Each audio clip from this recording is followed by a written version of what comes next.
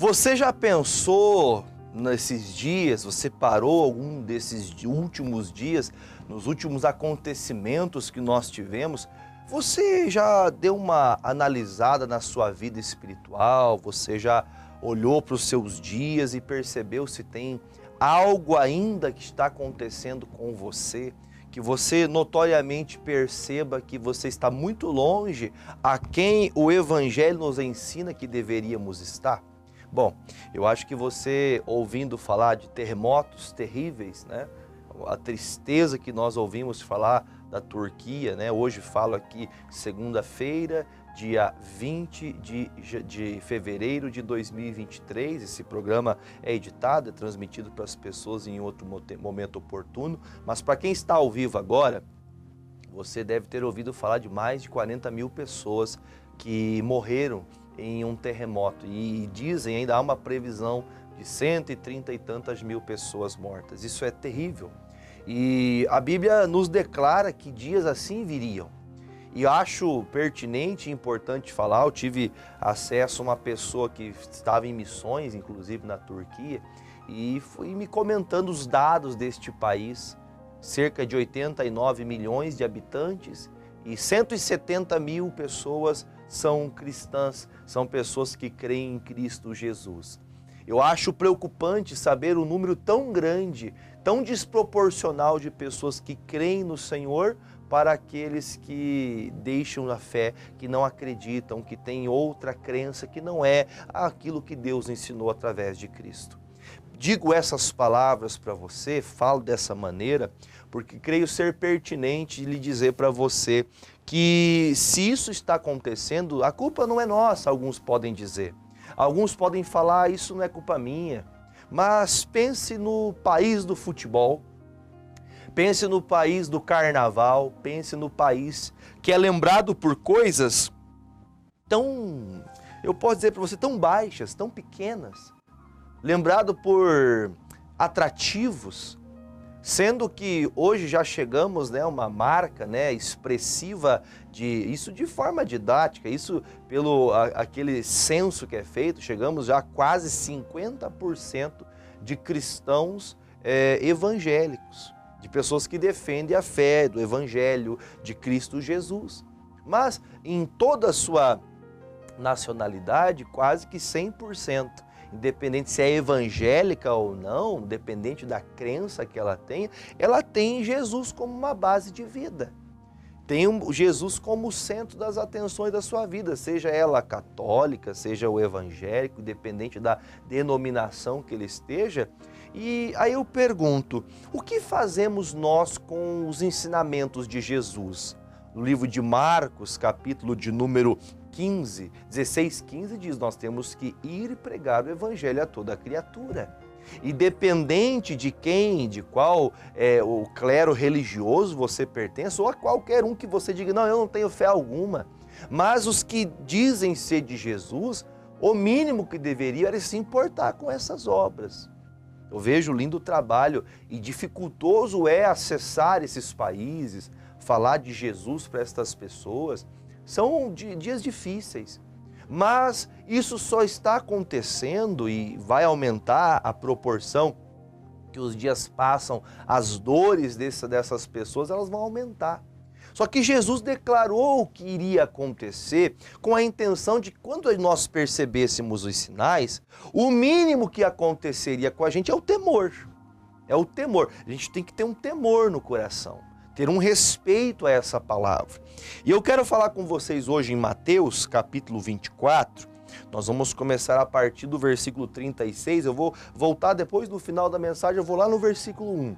Mas agora eu quero falar dessa parte final do capítulo 24, a partir do versículo 36 de Mateus, que fala assim, ó.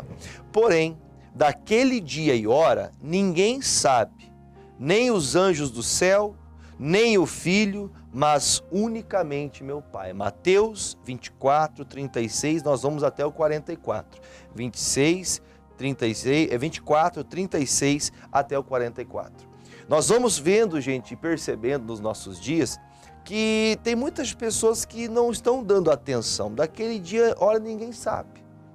Ninguém sabe quando será o fim, ninguém sabe o dia que o Senhor Jesus virá e buscará a sua igreja santa, aqueles que andaram na verdade, aqueles que pleitearam a causa do Evangelho, que pregaram, que ensinaram, que não guardaram a sua espada. Nós reconhecemos que espada é a palavra, que não deixaram a espada dentro da bainha, que tinham oportunidade de pregar, de ensinar, mas os dogmas, as doutrinas, e isso digo para você que o cunho religioso, né, se você olhar para religiosidade, você vai perceber como nós acabamos sendo engodados por essa coisa perversa do homem.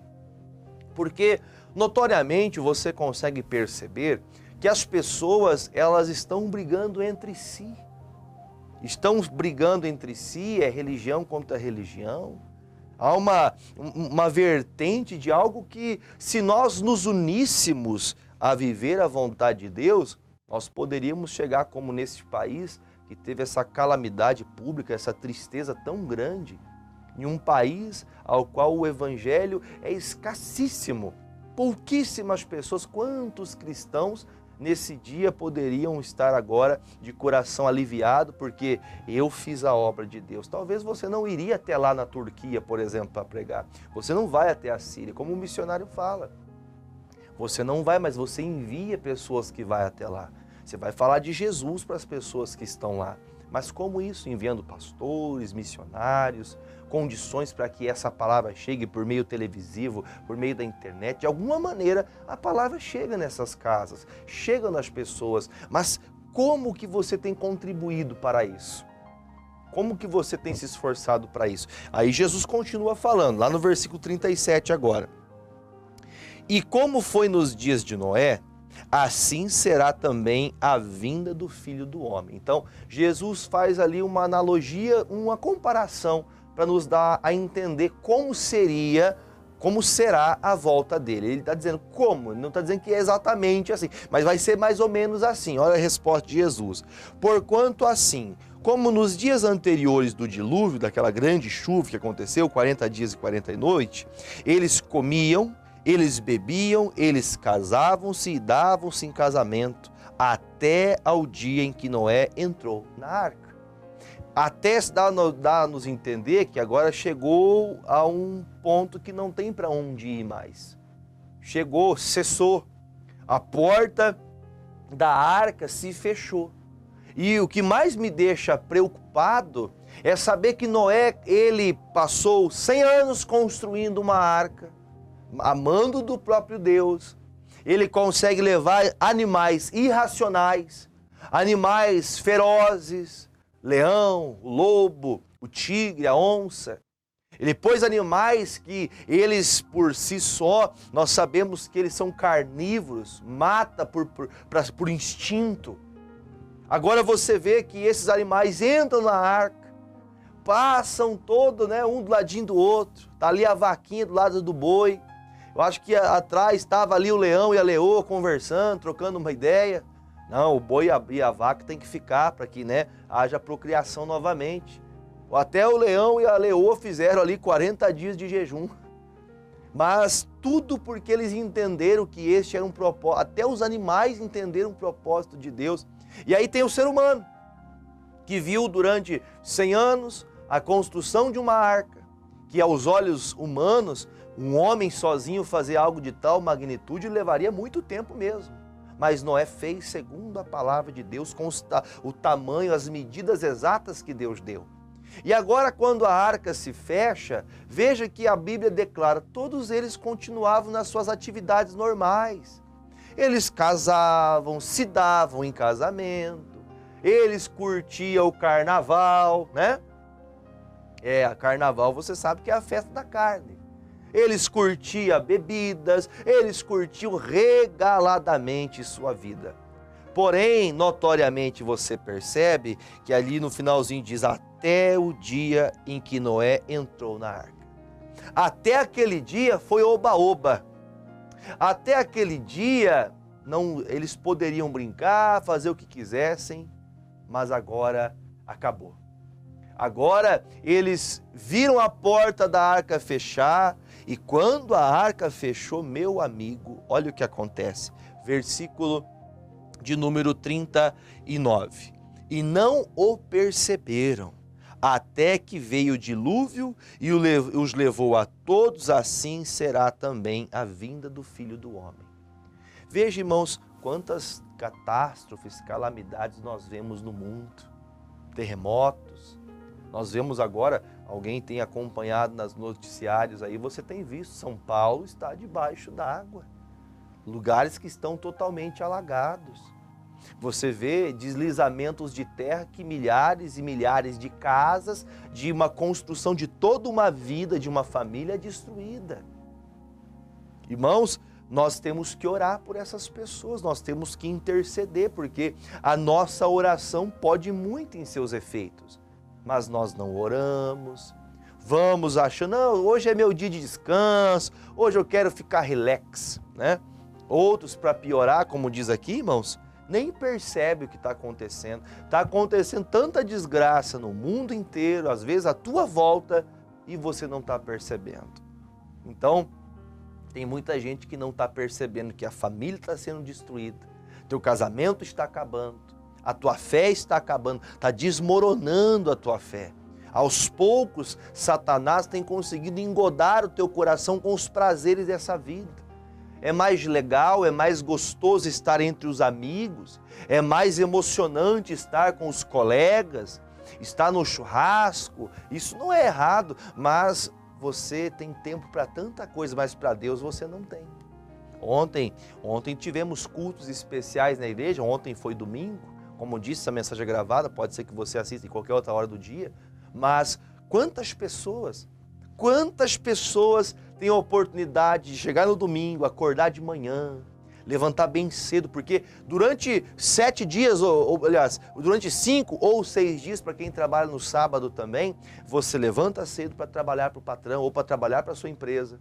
Aí no dia 7º, que é o dia do Senhor, o dia de você vir para a igreja, orar, abençoar a tua família, encher-se do Espírito Santo, você está desapercebido. Ah, acordei tarde, não deu para ir para a igreja. Aí, né, pensando nisso, que tem pessoas que vão querer dormir um pouquinho mais, tem culto 6 horas da tarde também.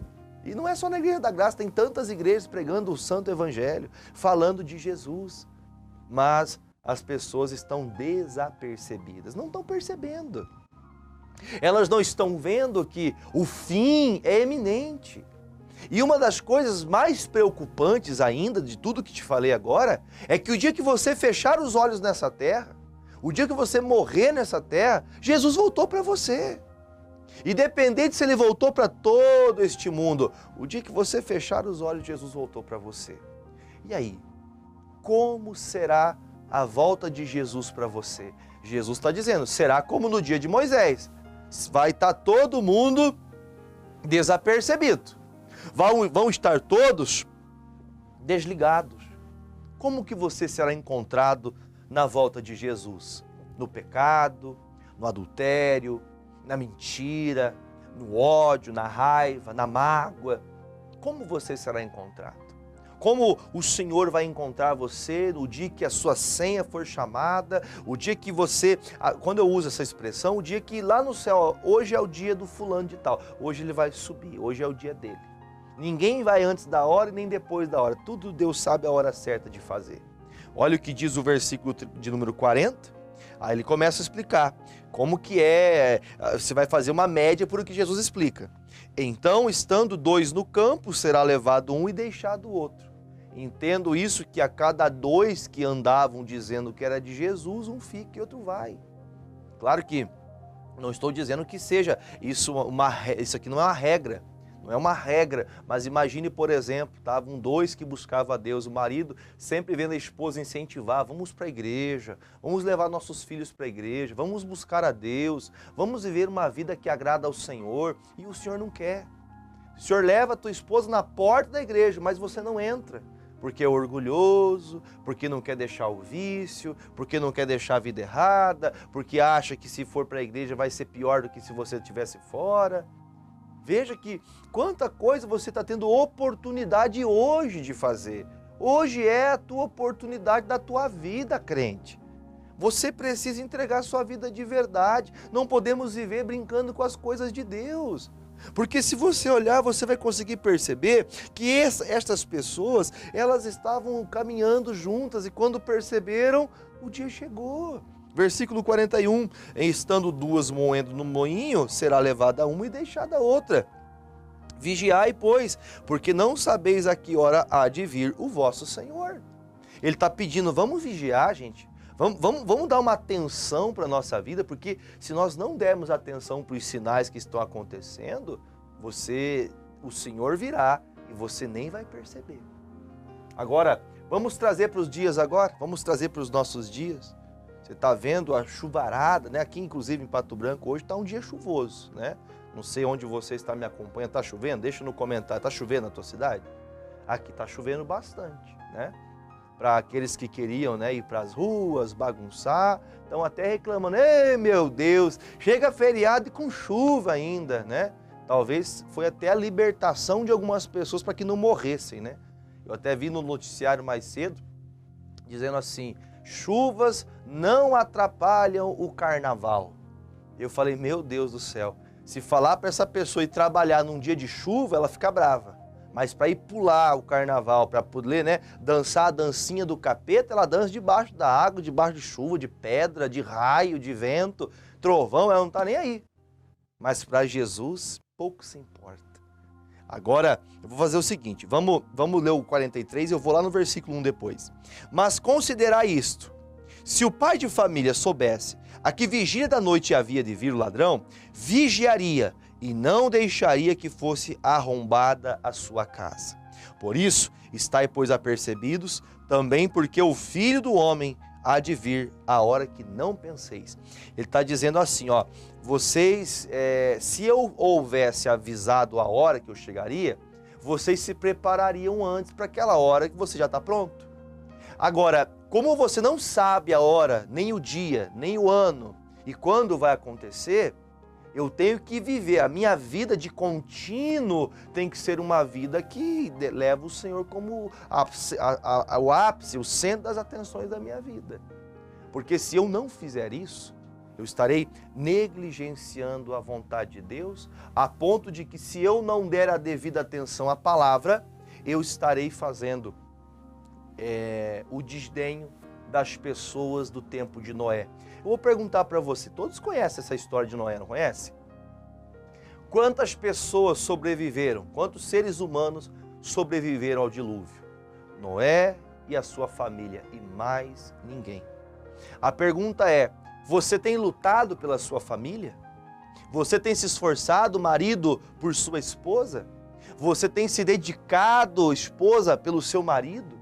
Vocês, pais, têm levado seus filhos a conhecer a Cristo? Ai, pastor, é que eu vivo numa correria que o senhor não sabe. Ele virá num piscar de olhar, sem que você perceba.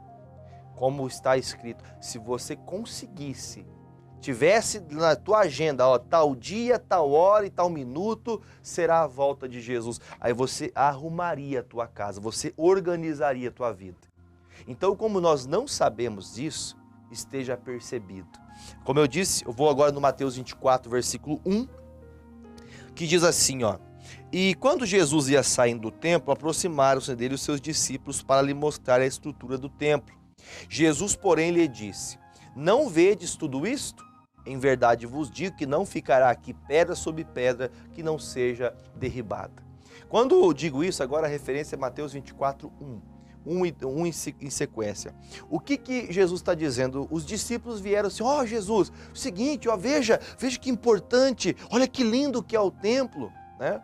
Tem pessoas que estão, né, sendo orgulhosas, né, olhando para casa, olha o meu carro, olha a minha casa, olha o dinheiro que eu conquistei, olha a posição que eu conquistei na minha empresa, olha a empresa que eu abri, olha só o que eu dei para os meus filhos, olha, eles têm faculdade, eles têm isso.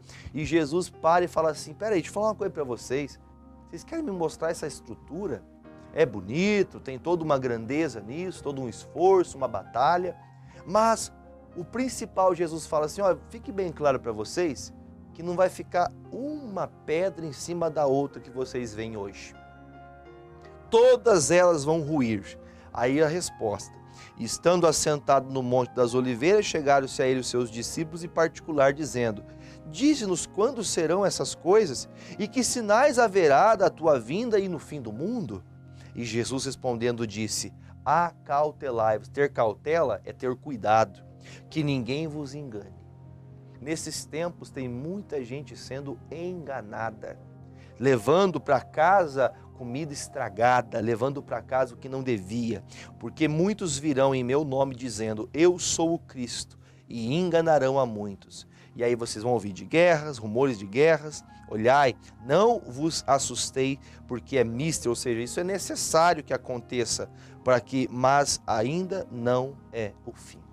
Eu termino aqui a mensagem de hoje, mas eu acho importante você reconhecer junto comigo, entender junto comigo, que as pessoas, elas estão vivendo como se Deus não existisse, querendo só o bem bom, querendo curtir a vida, descanso, essas coisas. Você ter um tempo especial com a família é maravilhoso, você ter um tempo para descansar, você ter um tempo, isso é muito bom, mas qual é o tempo que você tem dado a Deus? E aliás, o tempo que você dá a Deus, você não vive só reclamando? Só reclama e critica, né? Comecei falando isso para não ficar fora do entendimento. Comecei falando de países que estão em dificuldade, que não conhecem Jesus. Porque se nós concentrássemos, nós que andamos com Jesus, concentrássemos as nossas forças em fazer essa obra crescer e o nosso testemunho moldar o coração dos que estão perdidos, porque o nosso testemunho fala mais do que propriamente as nossas palavras. Vocês acham que lá fora, nas redes sociais, você acha que, por exemplo, lá nos países onde, lá no Ocidente, as pessoas que têm aquele sentimento de que no país do futebol, o pessoal fala que é crente, que é cristão, e vê quantas maldades aqui acontecem, quanta coisa que nós somos agraciados em ter, em alcançar, e nós desprezamos o tempo precioso com Deus, das nossas orações. Nós estamos esperando um grande avivamento que nunca vai acontecer com aqueles que estão vivendo dissolutamente, que estão vivendo como estavam os tempos de Noé. Noé trabalhando em prol da obra, ninguém dava valia, mas Deus estava vendo Noé. Você precisa buscar a Deus. Ou você busca a Deus, ou o dia que Ele vier, como diz, né? Tem um louvor, Ele virá num piscar de olhar. E quem, meu irmão, ficar desapercebido, a porta vai fechar e você vai ficar para trás. Olha, digo para você, tenho lutado diante aqui da televisão, diante das redes sociais, diante da minha família, no altar da igreja, no meu quarto em particular, em oração, para que as pessoas que tiverem acesso à palavra, aquilo que do Senhor for pregado por meus lábios, as pessoas possam sim conhecer Jesus através dessas palavras. Escute o que diz o Evangelho de Mateus 24. Dê atenção, porque ele virá como nos dias de Noé e ninguém vai perceber. Bom, recado dado, agora cabe a você tomar a sua decisão, tá bom?